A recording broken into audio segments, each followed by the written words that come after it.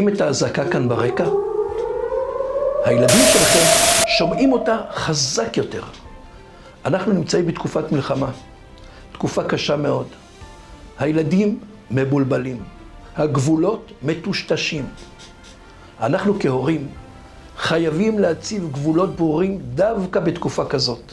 דווקא כשכולם רצים לממד וכולם מבולבלים וכולם מטושטשים, שזה מתוך שינה ומתוך משחק, ההורים חייבים לתת גבולות לילדים. כדי לתת גבולות לילדים, אני רוצה לתת לכם היום 5 עצות.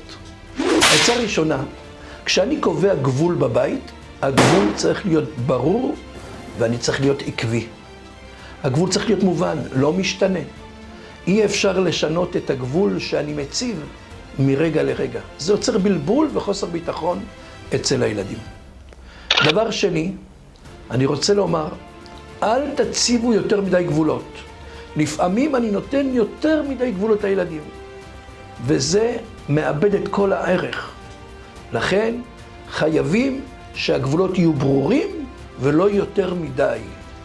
דבר שלישי, שדרו ביטחון, ביטחון, אהבה, שהגבול יהיה לא מתוך כעס, לא מתוך הקפדה, אלא בצורה רגועה, אבל בצורה גם החלטית, עם הרבה חום והרבה אהבה.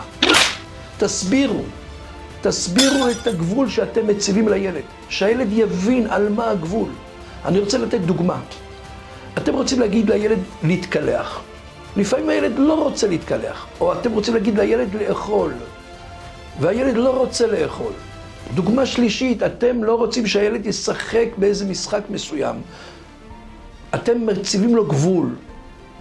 אתם יכולים לתת את הגבול הזה, אבל עם שליטה שתהיה גם אצל הילד. למשל, אתם מציבים לילד גבול, אבל אתם אומרים לו, מתי אתה רוצה להתקלח? עכשיו או בעוד 5 דקות?